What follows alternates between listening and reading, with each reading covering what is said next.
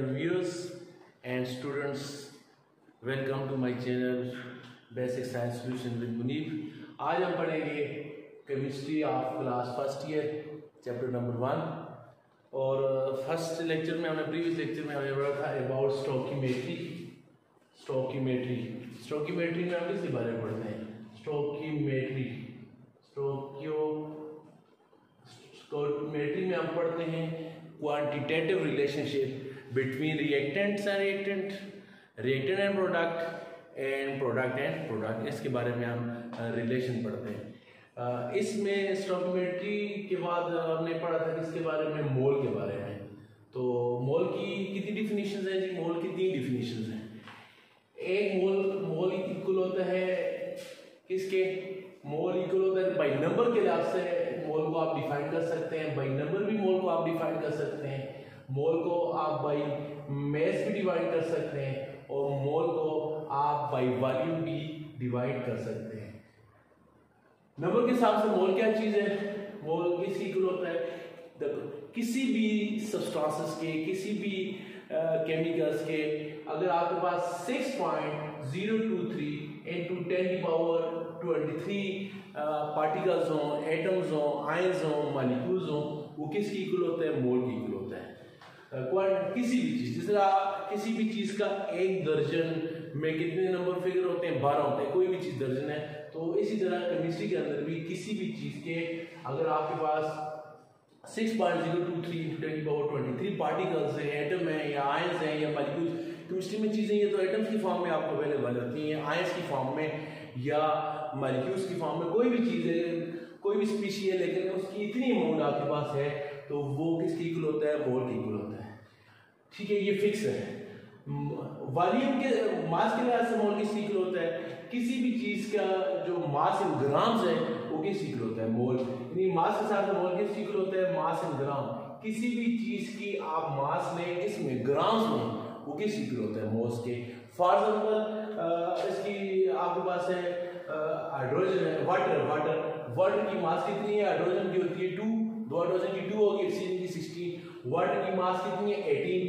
अगर आप 18 ग्राम क्या लेते हैं? वाटर लेते हैं, तो 18 ग्राम वाटर जो है ये किसकी इक्वल होता है? मोल की इक्वल होता है। और तीसरी जो आपके पास डेफिनेशन है मोल की, वो किसके हिसाब से होती है? वॉल्यूम के हिसाब से। ये क्या होती है? फिक्स होती है। आपके पास वॉल्यूम हम सॉलिड का भी नहीं यूज करते ना लिक्विड का। वॉल्यूम वाली डिफिनेशन सिर्फ किस में इस्तेमाल करते हैं? गैसेस के केस में, क्योंकि गैसेस में मॉलिक्यूल दूर होते हैं, गैस का प्रेशर भी होता है, गैस का वॉल्यूम भी हम काउंट करते हैं उसकी क्वांटिटी के मेजरमेंट के दौरान। तो वॉल्यूम के हिसाब से मोल किसके बराबर है? अगर किसी भी चीज का जो वॉल्यूम है 22.4 डेसीमीटर क्यूब हो तो ये किस इक्वल होता है? मोल की इक्वल होता है। तो कितनी डिफिनेशन होगी? 3। 2 डिफिनेशन जो है ये फिक्स है। कौन सी वाली? जो पहली डिफिनेशन है ये भी फिक्स है। कोई भी चीज आपके पास हो उसके अंदर कितने पार्टिकल्स हैं ये डिपेंड है आपके पास, आपको उसको कोई ताल्लुक नहीं है किसी का कौन सा केमिकल्स आपके पास है। किसी भी सब्सटेंसेस के आपके पास कितने नंबर हो तो उनकी इक्वल होता है, 1 मोल की इक्वल होता है। जिस तरह डेली लाइफ में कोई भी चीज दर्जन हो, 12 हो तो वो दर्जन की इक्वल होता है। कोई भी चीज हो, छोटी हो बड़ी हो, पेंसिल है या ट्रक है, 12 है तो वो दर्जन है। इस तरह केमिस्ट्री के अंदर कोई भी चीज 6.023 into 10⁻23 हो वो किस इक्वल होता है? मोल की इक्वल होता है। और मास के हिसाब से दूसरा किस हिसाब से? वॉल्यूम के हिसाब से। कोई भी गैस है उसका अगर आपके पास 22.4 डेसीमीटर क्यूब वॉल्यूम है तो किस इक्वल होता है? मोल की इक्वल होता है। पहली और जो तीसरी डिफिनेशन है ये क्या होती है? फिक्स है। लेकिन जो दूसरी जो डिफिनेशन है ये फिक्स नहीं है, ये चेंज होती रहती है। ये डिपेंड करता है कि आपके पास सब्सटेंसेस कौन सा है। अगर आपके पास हाइड्रोजन है तो हाइड्रोजन की मास कुछ और है, ऑक्सीजन है उसकी मास कुछ और है। किसी भी चीज की मास को आप किस में लें? ग्राम में लें, वो किस इक्वल होती है? मोल की इक्वल होती है। तो इन 3 डिफिनेशन की बेस पर मोल को फाइंड करने के आपके पास कितने फार्मूले हो गए? 3 फार्मूले हो गए। पहला जो फार्मूला है ये क्या है? अगर आपने किसी चीज की मोल फाइंड करनी है, आपको क्या चीज दिया हुआ है? आपको कोई भी गिवन नंबर दिया हुआ है, कोई भी नंबर दिया हुआ है, गिवन नंबर दिया हुआ है और आपसे कहा जाता है कि आप क्या फाइंड करें? मोल फाइंड करें। तो आप क्या करेंगे? गिवन नंबर को आप 6.023 into 10⁻23 जो इसकी डिफिनेशन है उस पर डिवाइड करेंगे, आपको क्या मिल जाएगा? मोल मिल जाएगा। दूसरा, मास के हिसाब से मोल किस इक्वल है? आपके पास किसी भी चीज की जो मास है, गिवन मास है, उसको आप कैसे डिवाइड करें, उस चीज की मास इन ग्राम, उसकी जो मोलर मास है उस पर आप क्या करें, डिवाइड करें, आपको क्या मिल जाएगा, मोल। यानी नंबर के हिसाब से मोल किससे इक्वल है, आप उसको 6 पॉइंट गिवन जो नंबर है उसको 6.023 × 10⁻³ पर डिवाइड करेंगे, आपको क्या मिल जाएगा, मोल। और मास के हिसाब से किससे इक्वल है, जो आपको गिवन मास है, जो मास दी गई है, उसको आप उस सब्सटेंस की मोलर मास पर डिवाइड करेंगे, आपको क्या मिल जाएगा, मोल मिल जाएगा। और अगर आपको किसी चीज का वॉल्यूम गिवन है और आपको कहा जाता है कि क्या फाइंड करें, मोल फाइंड करें, तो कैसे करेंगे, वो जो आपका गिवन वॉल्यूम है उसको ये जो स्टैंडर्ड वॉल्यूम है डेफिनेशन में 22.4 डेसीमीटर क्यूब, इस पर क्या करेंगे, डिवाइड करेंगे, आपको क्या मिल जाएगा, मोल मिल जाएगा। तो पहली डेफिनेशन क्या है, अगर आपको नंबर दिया हुआ है आप उसको 6.023 × 10⁻23 जो फिक्स नंबर है इस पर डिवाइड करेंगे, वॉल्यूम दिया हुआ है उसको भी ये फिक्स नंबर इस पर डिवाइड करेंगे।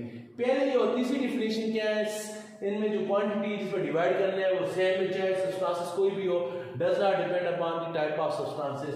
आपने कोई भी गिवन नंबर है उसको 6.023 पर डिवाइड करना है, कोई भी गिवन वॉल्यूम है उसको 22.4 डेसीमीटर क्यूब पर क्या करना है, डिवाइड करना है। लेकिन आपके पास जो दूसरी डेफिनेशन है इसमें हर एक चीज का क्या होगा, अलग अलग होगा। अगर आपने मोल फाइंड करना है हाइड्रोजन का, आप गिवन मास को, हाइड्रोजन की मोलर मास कितनी होती है, H2 की मोलर मास है 2 ग्राम, आप 2 पर डिवाइड करेंगे।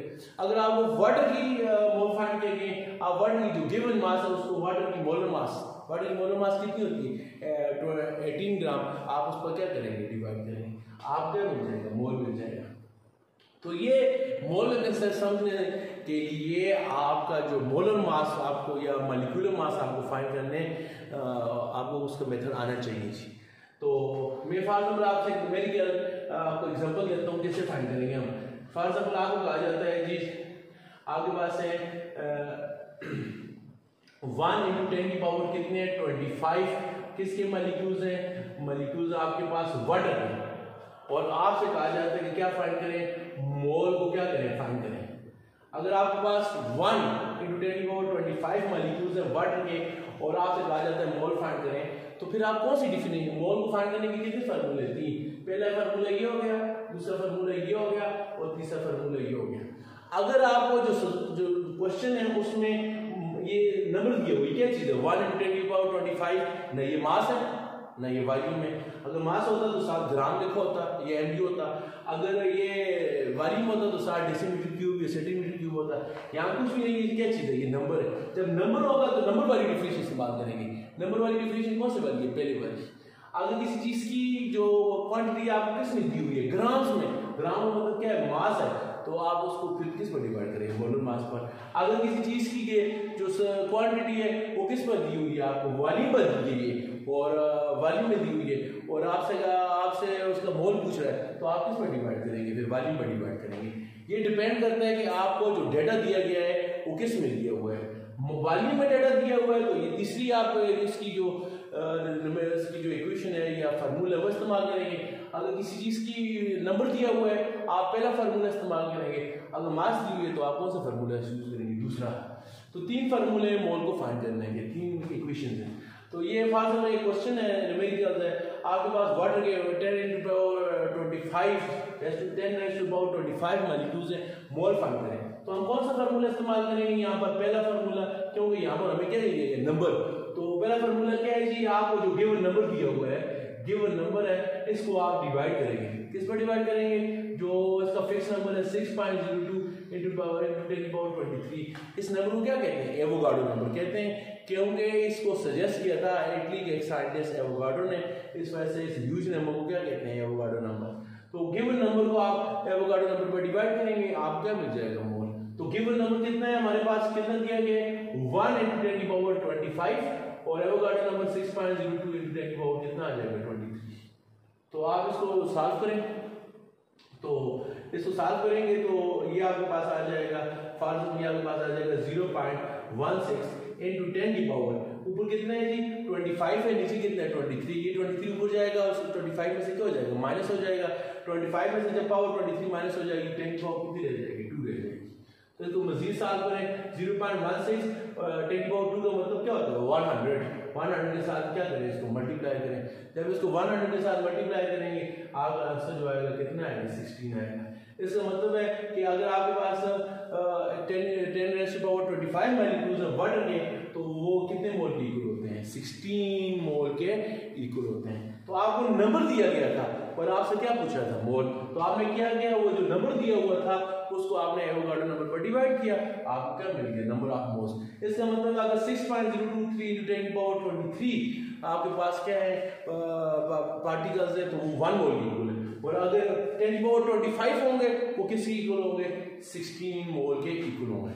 ऐसे ही है इसकी एग्जांपल, जिस तरह डेली लाइफ में कोई बंदा आपसे कहता है कि 60 आपके पास एग्स हैं, अंडे हैं, तो कितने दर्जन के इक्वल होते हैं? तो आपको पता है कि एक दर्जन में कितने होते हैं? 12 होते हैं। तो 60 में कितने होंगे? तो आप क्या करेंगे? अगर 60 को किस पर डिवाइड करेंगे? उसको आप 60 जो एग्स की तादाद है उसको आप डिवाइड करेंगे किस पर करेंगे? 12 पर करेंगे। आंसर क्या आ जाएगा? 5। यहाँ पर आपने क्या किया? टोटल नंबर आप जो एग्स थे, गिवन नंबर था, उसको किस पर डिवाइड किया? ये जो फिक्स नंबर है इस पर डिवाइड किया, तो आपको क्या मिल गया? नंबर ऑफ डजन मिल गई। तो केमिस्ट्री में ये जो गिवन नंबर है उसको आप फिक्स नंबर पर क्या करेंगे? डिवाइड करेंगे। तो यहाँ हमने 60 को 12 पर डिवाइड किया, जाहिर है एक दर्जन में 12 होते हैं, तो 60 में कितने हैं? तो 60 को आप क्या करेंगे? 12 पर डिवाइड करेंगे। तो इसी तरह एक मोल में 6.02 × 10⁻23 आपके पास पार्टिकल है, तो 1 × 10⁻25 में कितने होंगे? आप क्या करेंगे? 1 × 10⁻25 पर 6.023 × 10⁻23 को डिवाइड कर देंगे, आपको क्या मिल जाएगा? मोल मिल जाएगा। ये तो हो गया पहला फार्मूला। दूसरा फार्मूले को अगर हम यूज करें तो आपको इस तरह कहा जाता है जी, दूसरा फार्मूला आपको कहा जाता है कि आप क्या करें, आपके पास है जी को ग्लूकोज है, आपसे कहा जाता है जी 500 ग्राम है आपके पास किसके? ग्लूकोज। ग्लूकोज का फार्मूला क्या है? ग्लूकोज का फार्मूला है C6H12O6। आपसे कहा जाता है 500 ग्राम यानी आधा किलो आपके पास ग्लूकोज है, तो इसमें कितने मोल्स होंगे? तो आपसे क्या पूछा गया? मोल। यहाँ पर क्या था? यहाँ पर आपको नंबर दिया गया था, यहाँ पर आपको क्या दी गई? मास 500 ग्राम। तो ग्राम क्या चीज है? मास है किसकी? ग्लूकोज की। तो उससे आपने क्या फर्क कर रहे हैं? मोल। आप सोचिए मोल के 3 फार्मूले हैं, नंबर वाला, मास वाला और वॉल्यूम वाला। यहाँ आपको क्या दिया गया? डेटा में मास दी गई है, आप क्या करें? मास वाला फार्मूला इस्तेमाल करेंगे। मास वाला फार्मूला क्या होता है कि आपको जो गिवन मास है उसको आप किस पर डिवाइड करेंगे? मोलर मास पर। जो गिवन मास है वो आपके पास कितनी है? गिवन मास आपको जो दी गई है वो कितनी है? बल्कि इसको फाइंड करने से पहले हमें ग्लूकोज की क्या फाइंड करना चाहिए? Molar mass. तो मोलर मास ग्लूकोज का फार्मूला क्या है? ग्लूकोज का फार्मूला होता है C6H12O6। पहले हम इसकी क्या फाइंड करेंगे? Molar mass. वो क्यों करेंगे? क्योंकि फार्मूले में है कि मोल फाइंड करने से पहले हम मोलर जो गिवन मास उसको किस पर डिवाइड करेंगे? मोलर मास पर। तो मोलर मास कैसे फाइंड करेंगे? ग्लूकोज का फार्मूला है C6H12O6। कितने कार्बन है ग्लूकोज में? 6। और हर कार्बन की मास कितनी होती है? 12। ठीक है जी। तो एक कार्बन की मास होगी, एक कार्बन की तादाद कितनी है? 6। उसकी मास कितनी है? 12। प्लस ग्लूकोज में हाइड्रोजन कितने हैं? 12। और हर ग्लूकोज की मास कितनी है? 1। सॉरी, हर हाइड्रोजन की मास कितनी है? 1। प्लस ऑक्सीजन कितने हैं इसमें? 6। और हर एक ऑक्सीजन की मास कितनी है? 16। तो एक कार्बन की मास 12 है तो 6 की कितनी होगी? 72। एक हाइड्रोजन की मास 1 है तो 12 की कितनी होगी? 12 ही होगी। और अगर एक ऑक्सीजन की मास 16 है तो 6 की कितनी होगी? 96। तो इनको ऐड करें क्योंकि आपने पढ़ा है मॉलिक्यूलर मास किसे कहते हैं? जब आप किसी भी एटम्स की मास को कंबाइन करेंगे वो क्या बन जाएगा? Molecular mass. तो ग्लूकोज एक मॉलिक्यूल है, इसके अंदर कितने एटम्स हैं? 6 एटम कार्बन के हैं, 12 एटम हाइड्रोजन के हैं, 6 एटम ऑक्सीजन के। Glucose is made up of 24 atoms. आप इन 24 एटम की मास को कंबाइन करेंगे वो इसकी क्या बन जाएगी? Molecular mass. और इसको ऐड करें, इसको जब आप 6 कार्बन की मास होगी 12, 12 हाइड्रोजन की मास होगी 12, 6 कार्बन की मास होगी 72, 12 हाइड्रोजन की मास होगी 12, और जो आपके पास 6 ऑक्सीजन तो उसकी मास कितनी है? 96। इसको ऐड करेंगे आपके आंसर क्या आ जाएगा? 180 ग्राम। तो इसकी जो मोलर मास है वो कितनी है? 180 ग्राम है। अभी फार्मूले की तरफ आए, मास के हिसाब से मोल क्या फार्मूला है? मास के हिसाब से मोल का फार्मूला है कि मोल किस इक्वल होता है? मोल इक्वल होता है given mass divided by molar mass. Given mass जो आपको ग्लूकोज की दी गई है वो कितनी है? 500। न्यूमेरिकल में कितनी दी गई? 500। इसको डिवाइड करेंगे किस पर? इसकी मोलर मास पर। ग्लूकोज की मोलर मास कितनी है? 180 पर क्या करेंगे? डिवाइड करेंगे, तो आपका आंसर आ जाएगा तकरीबन 2.7 क्या आ जाएगा? मोल आ जाएगा। यहाँ पर ऊपर आपको क्या दिया गया, मॉलिक्यूल्स की तादाद दी गई थी, तो आपने उसको 6.023 × 10⁻23 पर डिवाइड किया, आपको क्या मिल गया, मोल। यहाँ पर आपको तादाद नहीं दी गई, क्या दी गई, मास दी गई है, तो मास को आप क्या करेंगे, उस चीज की मोलर मास पर डिवाइड करेंगे, आपको क्या मिल जाएगा, मोल मिल जाएगा। ठीक है जी। और तीसरा जो है, अभी तीसरा फार्मूला इस्तेमाल करते हैं, तीसरा ये वॉल्यूम वाला। फॉर एग्जाम्पल आपको कहा जाता है कि आपके पास है कितने जी, 88 डेसीमीटर क्यूब है, किस गैस के, कार्बन डाइऑक्साइड गैस।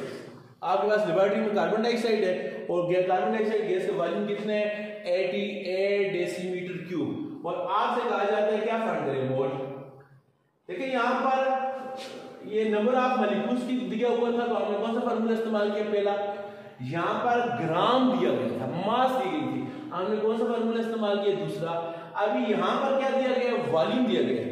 जब वॉल्यूम देंगे तो हम कौन सा फार्मूला इस्तेमाल करेंगे, तीसरा फार्मूला। तीसरा फार्मूला क्या है, गिवन वॉल्यूम को आप 22.4 डेसीमीटर क्यूब पर क्या करेंगे, डिवाइड करेंगे। तो गिवन वॉल्यूम आपके पास कितने, 88 डेसीमीटर क्यूब, और स्टैंडर्ड जो वॉल्यूम है वो कितना होता है, 22 डेसीमीटर क्यूब। आप 88 को 22 पर क्या करें, डिवाइड करें, सो सिंपल, क्या आंसर आएगा, 4। इसका मतलब है कि अगर आपके पास ऑक्सीजन, कार्बन डाइऑक्साइड गैस के अगर